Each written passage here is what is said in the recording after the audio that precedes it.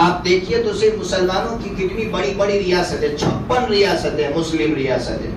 آپ 56 ریاستوں میں غور کیجئے کہ جتنی ریاستیں مسلم ریاستیں، ان میں سے ہر ایک کے پاس کسی کے پاس جو ہے کھیل کی وزارت ہے. ہر ایک نے اپنے مختلف شعبے بنا رکھے ہیں، لیکن کوئی ایسی مسلم ریاست نہیں ہے کہ اس نے اسلام کی تبلیغ کے لیے کوئی مستقل وزارت قائم کی. ایک مسلم حکومت آپ بتلائیے. آپ آج جو مار کھا رہے ہیں مسلمان، اس کی وجہ یہ ہے کہ مسلمانوں کا جو مشن تھا، مسلمانوں کا جو مقصد تھا، اس مقصد میں ناکام ہے. کہ اتنی مسلم 56 ریاستیں ہیں، کھیل کی وزارتیں ہیں مسلم ریاستوں کے پاس. ڈوب مرنے کی بات ہے کہ مسلمانوں کے پاس کھیل کود کی وزارتیں ہیں، لیکن مسلمانوں کے پاس اگر نہیں ہے تو شعبہ تبلیغ کی، اسلام کی اشاعت کی کوئی وزارت نہیں. اس لیے ہم کسی غیر مسلم بھائی سے اگر ملتے ہیں تو ہم لوگ ایسا جیسے کچھ آتا ہی نہیں ہے. بہت سے نوجوان ملتے ہیں کہ ہمارے ساتھ تو 30 سال سے کام کر رہا ہے، اور اس کو ہم کیسے دعوت دیں. اب دعوت دینا اتنا آسان کام ہے، غیر مسلم کو دعوت دینا کیسے آسان کام ہے. ان کو سمجھاؤ، ان کو یہ سمجھاؤ کہ مالک نے مالک کے بعد سب سے بڑا اسٹیٹس اور عہدہ انسان کو دیا ہے. انسان سے بڑھ کر اس دھرتی پر کوئی نہیں ہے مالک کی بنائی ہوئی چیزوں میں. لیکن ہمارا ایک دشمن ہے شیطان.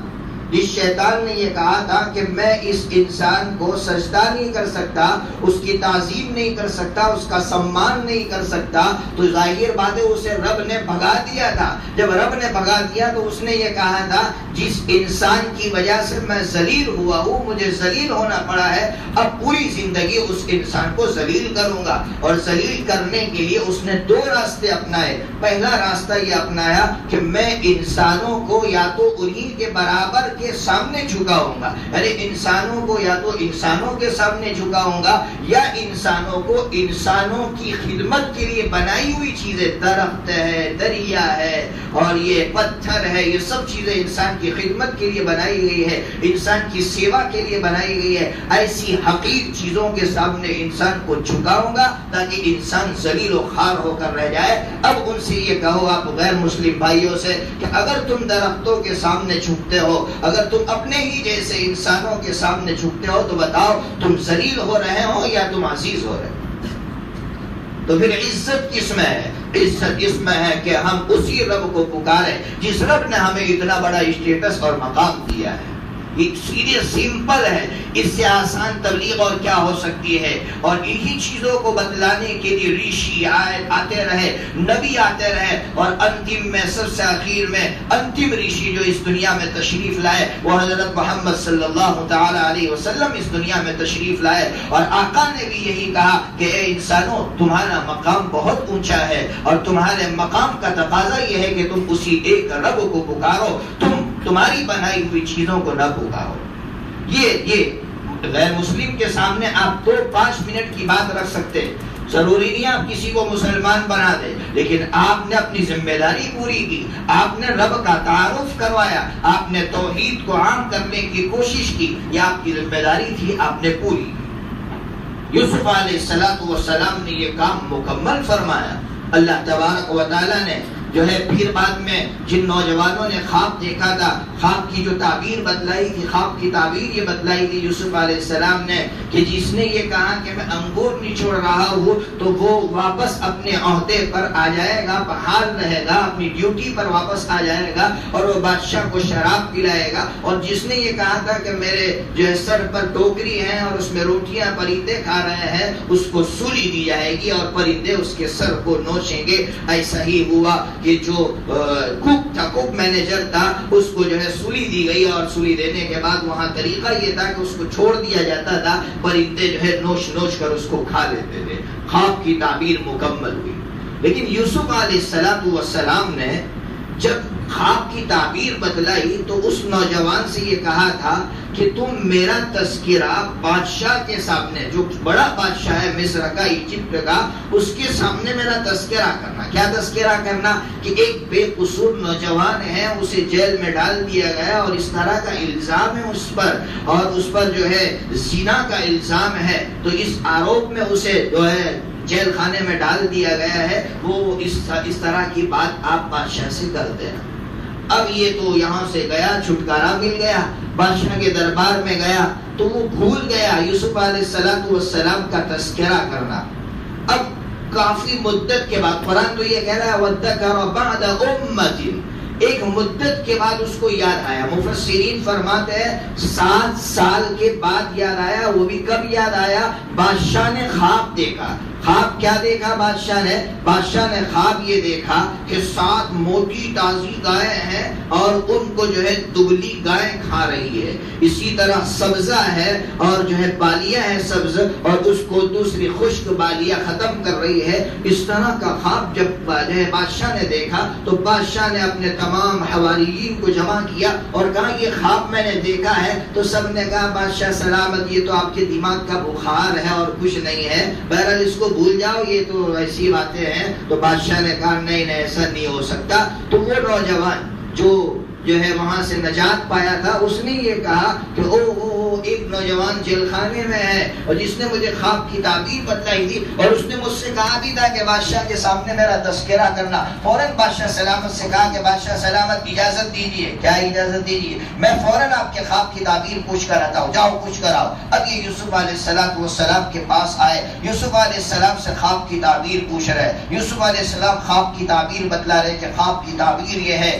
کہ آپ کے یہاں 7 سال تک ماشاءاللہ اچھی بارش ہوگی، اچھی پیداوار ہوگی، لیکن اس کے بعد 7 سال قحط پڑے گی جس کی وجہ سے بھوک مری عام ہو جائے گی۔ پھر کیا کرنا ہے وہ سب آگے یوسف علیہ السلام نے بتلایا۔ اب یہ واپس آیا، واپس آنے کے بعد کہا بادشاہ سلامت یہ خواب کی تعبیر ہے۔ کس سے پوچھ کر آئے؟ کہا ایک نوجوان ہے جیل خانے میں ہے۔ اچھا جیل خانے میں ہے، کیا کر رہا ہے؟ کہا ایسے ہی بے قصور اسے جیل میں ڈال دیا گیا ہے، جاؤ ان کو بلا کر لے آؤ۔ اب بادشاہ کہہ رہا ہے بلا کر لیا۔ اب یہاں ایک بات یہ سمجھو کہ یوسف علیہ السلام نے اس نوجوان سے کہا تھا میرا تذکرہ بادشاہ کے سامنے کرنا، بھول گیا۔ 7 سال تک، بعد مفسرین فرماتے 7 سال تک وہ یوسف علیہ السلام کا تذکرہ نہ کر سکا۔ 7 سال تک یوسف علیہ السلام کو جیل میں رہنا پڑا۔ تو ایک بات تو یہ کہ یوسف علیہ السلام کے اخلاق کتنے عمدہ اور اعلیٰ تھے کہ وہ جب واپس آ رہا ہے 7 سال کے بعد خواب کی تعبیر پوچھنے کے لیے، تو اس کو ڈانٹ نہیں رہے ہیں کہ میں نے تم سے کہا تھا کہ تم میرا تذکرہ کرنا بادشاہ کے سامنے، بھول گئے، 7 سال تک مجھے جیل میں رہنا پڑا۔ اف تک نہیں کہہ رہے یوسف علیہ السلام۔ کیسے اللہ کے ولی ہوتے ہیں کہ وہ ان کے اخلاق کتنے عمدہ ہوتے ہیں کہ اتنی سخت سزا 7 سال تک جیل خانے میں رہنا پڑا، لیکن اس کے باوجود اف تک نہیں کہہ رہے ہیں۔ اور دوسری بات جو اللہ کے ولیوں کے تعلق سے بات ہے، اللہ کے مقربین کے تعلق سے بات ہے، مفسرین نے یہاں لکھا، علامہ راضی نے، تمام مفسرین نے یہاں یہ بات لکھی ہے۔ کیا بات لکھی ہے؟ کہ یوسف علیہ السلام کی نظر اللہ سے ہٹی اور بندوں پر گئی، مخلوق پر گئی۔ یوسف علیہ السلام اللہ سے کہتے کہ اللہ یہ ضرر، یہ نقصان مجھ پر آیا ہے، اس کو تو ہی دور کر سکتا ہے اور مجھے رہائی تو ہی عطا کر سکتا ہے، لیکن یوسف علیہ السلام کی نظر مخلوق پر گئی کہ بادشاہ سے کہنا اللہ کو آپ کی یہ ادا پسند نہیں آئی، حالانکہ یہ کوئی ناجائز کام نہیں تھا۔ آپ دنیا کے اندر ضرر کو دور کرنے کے لیے اچھے اسباب اختیار کر سکتے ہیں، یہ جائز کام ہے، لیکن نبی کی اور بڑوں کی شان کے خلاف ہے کہ ان کی نظر اللہ سے ہٹے اور مخلوق کی طرف جائے۔ تو اللہ تبارک و تعالیٰ نے 7 سال تک اس لغزش کے نتیجے میں 7 سال تک قید خانے میں رکھا۔ یہ اللہ کے ولیوں کا معاملہ ہوتا ہے۔ تو ظاہر بات ہے ہماری نظر ہر وقت اللہ کی طرف ہونی چاہیے، غیر اللہ کی طرف نہیں ہونی چاہیے۔ حالات میں ہو تو ہماری نظر اللہ کی طرف ہو کہ ان حالات سے نجات صرف اللہ ہی دلا سکتے ہیں، کوئی مخلوق ان حالات سے نجات نہیں دلا سکتی۔ اب بادشاہ نے کہا جاؤ بلا لاؤ۔ یوسف علیہ السلام کے لیے گولڈن چانس کہ چلو اب تو رہائی مل رہی ہے، نجات مل رہی ہے۔ یوسف علیہ السلام نے کہا میں نہیں آؤں گا۔ ارے کیوں نہیں آؤں؟ اتنا بہترین چانس ہے، لوگ مرتے ہیں جیل سے باہر نکلنے کے لیے اور آپ کہہ رہے میں نہیں آؤں گا۔ یعنی بادشاہ سے کہو ما بال النسوۃ اللتی قطعن ایدیہن، مجھ پر جو الزام لگا ہے اس سلسلے میں تحقیق کی جائے، یہ الزام صحیح ہے یا غلط ہے؟ یہ بادشاہ سے کہلوا رہے ہیں۔ اب بادشاہ نے بلایا عزیز مصر کو، کیا ہے بھائی یہ معاملہ؟ بلاؤ ساری عورتوں کو خاندانی عورتوں کو جمع کیا گیا اور کہا کہ بتاؤ، اب تک تو ظاہر بات ہے زلیخا نے زبان نہیں کھولی تھی بادشاہ کے سامنے، وہ اب تک تو یہی بات چل رہی تھی کہ یوسف جھوٹے ہیں اور زلیخا سچی ہے، لیکن عورتوں کے سامنے زلیخا نے اعتراف کیا تھا نا، بات پہلے آئی تھی، تو اب زلیخا کے سامنے ان عورتوں نے بادشاہ کے سامنے یہ کہا، ارے یہ تو فرشتہ صفت انسان ہے، یہ کبھی ایسا غلط کام نہیں کر سکتا۔ اب اس زلیخا کو بھی جھکنا پڑا اور اس نے کہا الآن حصحص الحق انا راودته وانه لمن الصادقین، اب میں کہہ رہی ہوں، اب حق کھل کر آ گیا کہ یوسف سچے ہیں اور میں ہی غلط ہوں۔ لیکن اب یہاں پر ایک نقطہ سنو، نقطہ یہ ہے، آپ کے دماغ میں یہ سوال پیدا ہوگا کہ یوسف علیہ السلام کو چانس مل رہا تھا، یوسف علیہ السلام جیل سے باہر کیوں نہیں نکلے؟ یہ تو اتنی بڑی نعمت تھی اللہ کی، تو اس نعمت کو لے لینا چاہیے تھا، اس نعمت کو ٹھکرایا کیوں؟ میرے آقا کی حدیث بخاری شریف میں ہے کہ اگر میں ہوتا یوسف کی جگہ، آقا نے تواضعاً یوسف علیہ السلام کی تعریف میں یہ جملہ فرمایا ہے، آقا نے کہا اگر میں ہوتا، مجھ جیسے لوگ ہوتے اور مجھے بلایا ہوتا تو میں تو بھاگ جاتا، لیکن یوسف علیہ السلام کی شان کو اتنی بولا کہ یوسف علیہ السلام کو بلایا گیا تو باہر نہیں آئے۔ کیوں باہر نہیں آئے؟ اس نعمت کو کیوں ٹھکرایا؟ اس کو سمجھنے کی ضرورت ہے کہ اگر یوسف علیہ السلام اس موقع پر باہر آ جاتے تو لوگ یہ سمجھتے کہ یوسف حقیقت میں مجرم ہی تھے، لیکن ابھی چانس ملا اس لیے بھاگ کر باہر آ گئے ہیں، لوگوں کی زبانیں بند نہیں ہوتی، اور یوسف علیہ السلام کی وجہ سے لوگ بدگمانیوں میں اور گناہ میں مبتلا ہوتے۔ یوسف علیہ السلام اس کو پسند نہیں کرتے تھے کہ میری وجہ سے لوگ بدگمانیوں میں اور گناہ میں مبتلا ہو، اس لیے یوسف علیہ السلام نے اس تہمت کے ازالے کو، اس تہمت کے زائل کرنے کو ضروری سمجھا۔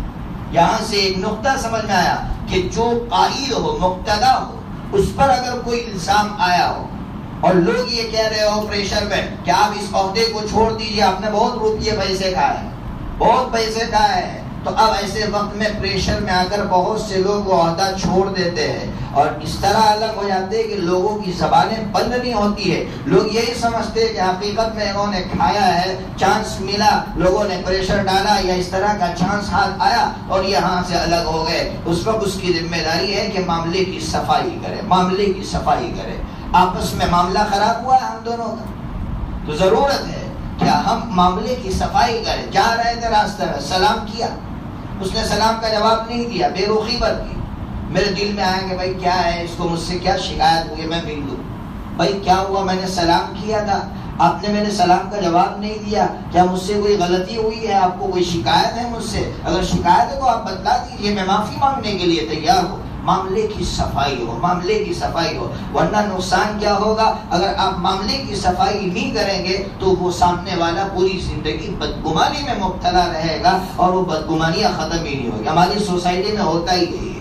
لیکن یہاں ایک اور بات جو ملا علی قاری رحمۃ اللہ علیہ نے مرقات میں، مشکات کی شرح میں لکھا ہے، اس کو سمجھیے۔ کچھ لوگ ایسے ہوتے ہیں صبح سے شام تک ان کا کام ہی ہوتا ہے بدگمانی کرنا۔ آپ ان کے پاس گئے ایک مرتبہ اور اپنے اس تہمت کا ازالہ بھی کیا کہ بھائی آپ کو غلط فہمی ہوئی ہے، ایسا نہیں تھا۔ آپ دیکھیں گے ابھی آدھا گھنٹہ ہوا بھی نہیں، آپ یوں بیٹھے ہیں تو وہ آپ کے تعلق سے بدگمان ہو جائے گا۔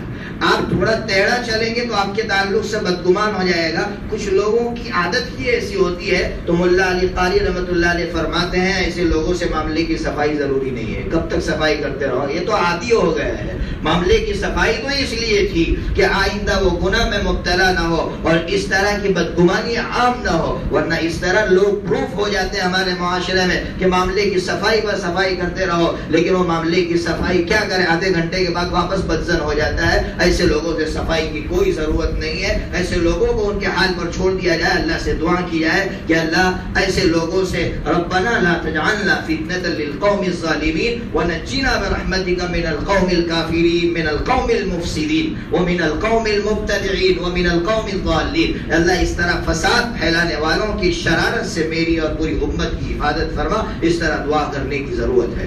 تو بہرحال یوسف علیہ السلام کی باتیں چل رہی تھی، بہت سے سے نکال سامنے آئے. اب یوسف علیہ السلام تدبیر بتلا رہے ہیں. کیا تدبیر بتلا رہے ہیں؟ کہ دیکھو ایک کام کرو، اب جو تم پیداوار ہوگی نا اس کو اسٹاک کر لو، اور اسٹاک کرتے وقت اس بات کا خیال کرو کہ وہ جو دانے ہیں نا ان دانوں کو نکالو مت، بالیوں میں سے چھیلکے سمیت اس کو رکھو، جتنی ضرورت ہے اتنے نکال لو. کیوں؟ اگر آپ نکالیں گے کیڑے پڑ جائیں گے اور اندر ہوں گے تو وہ محفوظ رہیں گے. جتنی ضرورت ہے اتنا رکھو، اور جو اسٹاک ہے اس کو یہاں رکھ دو. پھر جب قحط پڑے اس وقت اس اسٹاک کو آپ استعمال کیجئے، تو جس کی وجہ سے بہت زیادہ فائدہ ہوگا. اب یہاں سوچنے کی ضرورت ہے، میں اور آپ اس پہ سوچیں کہ یوسف علیہ السلام کیسے اللہ کے ولی ہے، بندے ہیں، نبی ہے، کہ اتنے حالات کہ بادشاہ سلامت نے خود اس کی طرف توجہ نہیں کی تھی کہ میری حکومت میں ایک بندہ بے قصور جیل خانے میں ہے اور اس پر اتنے حالات ہیں کہ اسے بیچ دیا گیا اور اسے وہاں سے فلسطین سے مصر لایا گیا اور مصر کے بازاروں میں بیچا گیا اور قید خانے میں ڈال دیا گیا بے قصور. بادشاہ نے اس کے ساتھ وہ سلوک کیا، لیکن جب ضرورت پیش آئی انسانیت کو بچانے کی تو وہ اپنی ذات کو بھول گئے اور انسانیت کو بچا رہے ہیں. یہ سب کچھ بھول جاتے ہیں کہ انہوں نے میرے ساتھ کیا سلوک کیا تھا. بس اب ان کے سامنے ایک ہی چیز ہے، انسانیت بچنی چاہیے، انسانیت بچنی چاہیے. آج ہم لوگ کیسے خود غرض ہے.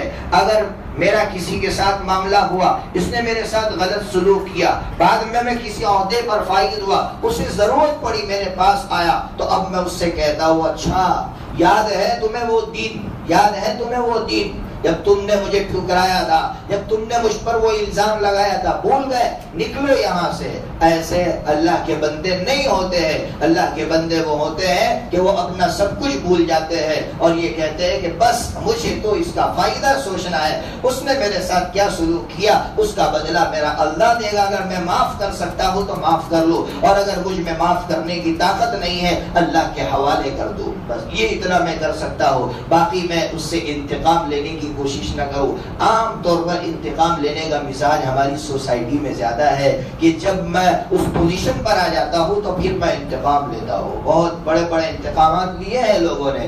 سامنے کوئی امام سے انتقام لیتا ہے، مدرسوں میں محتمین ہوتے ہیں پھر وہ کبھی انتقام لے لیتے ہیں، پھر دکانوں میں جو سیٹ صاحب ہوتے ہیں کبھی وہ انتقام لے لیتے ہیں. معلوم نہیں کیسے کیسے انتقامات ہوتے ہیں. اللہ تبارک و تعالی ہمیں حضرت یوسف علیہ السلام کی طرح زندگی گزارنے کی توفیق عطا فرمائے اور ہمیں کبھی خود غرض نہ بنائے. اللہ تبارک و تعالی اپنی محبت میں جینے کی توفیق عطا فرمائے.